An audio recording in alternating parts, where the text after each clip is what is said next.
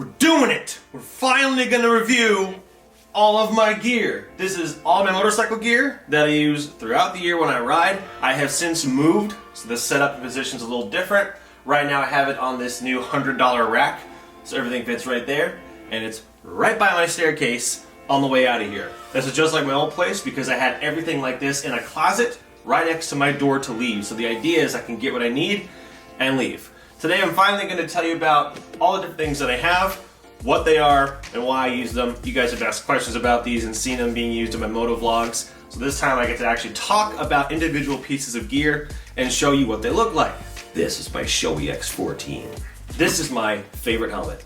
Not the best looking helmet. I think the helmets I customize look cooler, but nothing beats the practicality and quality and safety of this one. This is the most expensive helmet I've ever had, which works out because it's the best helmet I've ever had. I'm not going to go in depth on my motovlogging setup, talking about the microphone and the cameras and why I use them in the Senna. I might do a separate video if you want that. I'm just going to talk about this helmet.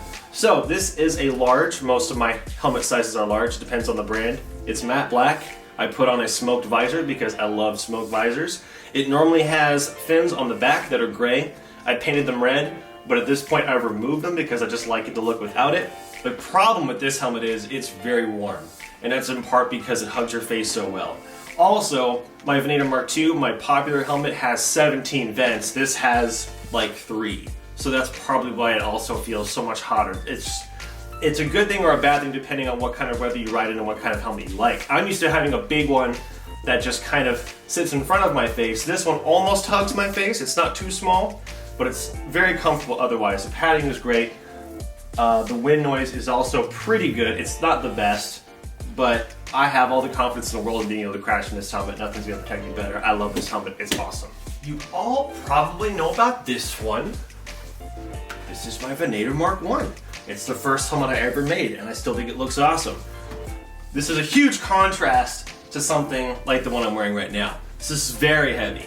It is not as safe as that one. It's not as practical or as easy. It's very delicate with all these parts on it. Now, I actually did make a video showing you how to recreate this helmet step by step and where to get all the parts if you want to watch that one. So a brief overview is it's also large, it's also matte black, it also has a smoked visor. With the stuff on it, it's very heavy. If the stuff wasn't added onto it, it's okay. It's like a $150 helmet, $100 helmet. It's not expensive, and you get what you pay for typically. So I wouldn't recommend this to anyone, probably on its own, but for the price, yeah, it's pretty comfortable. It does have problems with the visor. There's some optical illusions going on, so you'll see a brake light in the corner of your eye that gets reflected everywhere and it looks wonky.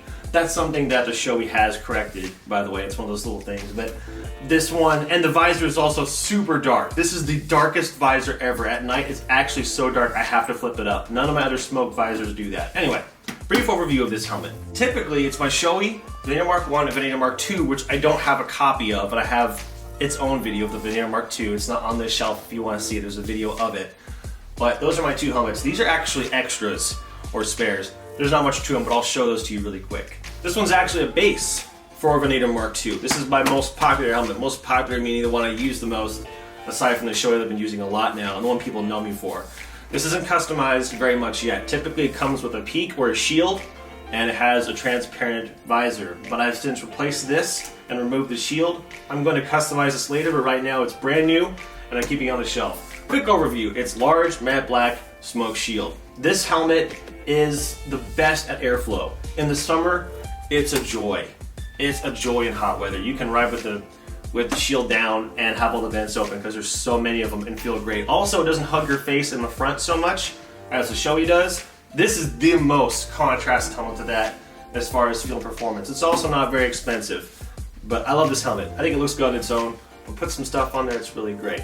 Anyway, this one is my girlfriend helmet. This is a Bell. I can't remember what kind of Bell it is. I bought it because it was the best for the price. And so this is the one obviously my girlfriend uses. I've installed a Senna attachment, and I have a Senna to put on this so that she can ride with me and we can talk to each other because heck yeah, Senna. Anyway, so I got this one because she liked the look of it. We both like the look of it. Matte black, smoke shield. It's a smaller size. I've never worn it obviously. I can't tell you much about it. moving on. The name is confusing. I used to know it. AGV A8 Evo Naked, something like that. Anyway, this is just a really cool looking helmet. It's also the lightest helmet that I have. This was originally used for the Venator Mark III. It had breathing apparatuses on the front like those two used to have. I've only ever used this for like a really long drive. I went on a 5-hour ride from one place to another. It was very long and it was the best. It has a problem that bugs me to no end. These vents actually collide on the inside of this shield. So when you go up, you're scratching the inside of the shield. So when you're looking through it, you're just seeing white scratch marks right about where your eyes are. It's so annoying. It's a stupid little thing that's just like, why did this happen? Anyway, other than that, it's really light. It's kind of expensive. I would rather use that same money to buy a Shoei. Just my opinion. I don't use it much anymore because I have two helmets that do basically what this thing can do. This is a really interesting one. This is a Fly Trekker. Why do I have it? Because Fly contacted me and said, hey, do you want a helmet? And I went, why would I send them the free stuff? So they sent it to me, even though I had no intention of using it, and I have it. It's brand new. I haven't done anything with this helmet except remove the peak because it's a dual sport, and I replaced the visor with a smoked one. So it's brand new. I've never used it, and it looks pretty cool, but I have so many helmets. So anyway, I have no problem giving it away, and stick around to the end of the video and I'll tell you how you can get it. So this is my favorite pair of motorcycle boots I've ever owned. These are Alpinestars. I got these from Cycle Gear. I think they're decently priced, and for me, I have huge freaking feet. It's hard to find things that fit comfortably. These are so comfortable. I bought these for riding in the summer because they're perforated. I wanted leather for the strength, but they're perforated so they're not stupid hot. Also, I didn't want boots that are knee high or really high. These are just high enough. They kind of go around the ankle, so I have some kind of protection there. If you're on a sport bike like I do, your legs or your pants will probably get pulled up too high and they won't cover if you care about showing your skin, which is what happens to me all the time, but they're just so comfortable. Now we're gonna get into like the actual gear. I don't know how long I'm gonna take on this video, but I'm just gonna kind of tell you what those things are and why I use them. Now these are ordered in such a way so that the thing I use the most often is on the left, so it's easier to get. The thing I use most often is a hoodie. I like to wear a hoodie whenever I can. If it's not too hot, I like to have, you know, instead of a t-shirt and then a jacket, especially if it's like a perforated jacket so my skin is showing through the holes, I like to have a hoodie. Also, I think having a hood come out of your jacket just looks cool. I like having a hoodie. Now I've gone in between hoodies and whichever one I wear, but it'll always be black. So the one I wear specifically for riding is my Caution hoodie because it's extra big. I bought an extra big one. Anyway, if you guys want one of these, I sell them on Teespring. This is the design I made because I thought it was funny. But this is what I wear almost all the time. If it's too hot, I won't wear a hoodie. All right, so here is my only leather jacket I've ever had. I bought this right when I started motovlogging like 3 years ago, and it's solid. I don't know if they make it anymore. It's called the Icon Overlord jacket, and this has a removable liner, which you can see I've removed here because I was wearing it in warmer weather. If you're wearing it in the winter, you want to put this on. It's perforated, so you can wear it in the summer, but I don't wear a leather jacket in the summer. And the only time I use it is in the winter, which is really weird because it's perforated. So my arms and sides would be kind of chilly. I just wanted one jacket I could wear all year round. And you can, but I don't want to wear this heavy leather. It's very heavy. I don't want to wear this in the summertime. But I've had this probably longer than any other piece of gear. It's probably the nicest piece I have. This is my main set. This is what I take almost always. So I have a pair of pants on here, I'll show you in a second, and then I have my OGIO Mach 5 backpack. It's my favorite motorcycle backpack I've ever had. I put it on like all the time. The only time I won't wear this backpack is if it's so hot and I'm trying to be minimalistic that I won't put this on. It does have a channel along the back where you can kind of cool your back down. It's not as bad as like a regular one hugging you. I'll wear this all the time, even if I'm not carrying anything, because it looks cool. And if I want to carry something, I can. So anyway, this is my favorite backpack I've ever had. The pants on here are AGV sport pants. Now I got this for the purpose of wearing these pants all year round. Now they also have a second liner in there like the leather jacket does. I almost never wear it because that second liner is really hot. It's really hot. But if you take it out, there's like a mesh lining inside, so it's actually not too hot. I'll wear these pants, like I said, all year round, and so if it's 80 or 90 degrees, yeah, they're hot, but it's not like squelching. The only thing cooler than wearing and having long sleeves in these pants is a pair of jeans. I'm not counting a pair of shorts because you should not have a pair of shorts. But anyway, these are awesome pants because they're really tough. I haven't gone down in these, but I've had them for a long while now. I will wear this set of pants and this backpack almost all the time. This is my favorite thing to wear of anything I have, probably. I've always loved mesh jackets. I will wear this more often than not. I'll usually wear this with my hoodie for one reason is because the arms are perforated, so you'd have like white boy skin sticking out. It looks kind of weird. Plus you'd be getting like weird, you know, perforated tans, so I usually wear the hoodie in this. But this is what I wear the most. It has bits of armor on it. It really just makes me look cool, I think, but it has armored padding on it. I mean, if I want to be protected, I'd go with a full suit of leather over this, but hey man, it's pretty comfortable, it looks cool, and I like it so much. This is the second one I've bought. I originally had an icon version of this jacket, but I went down, broke my collarbone, and they had to cut the new jacket off, and it was ruined. It was expensive and it was ruined. I was like, you know what, I'll buy another one, but I want to try this brand because I like the way EVS plates look more. So anyway, it's my EVS armor jacket. Now, when it's so hot that I don't want to wear the leathers or I don't even want to wear the hoodie and that jacket, I'll wear a t-shirt and then just this backpack. This is a hydration pack from EVS, and how this is meant to go is, well, you can wear it over anything. You can wear this over a hoodie if you want to, and I do that on occasion. Depends on how hot things are.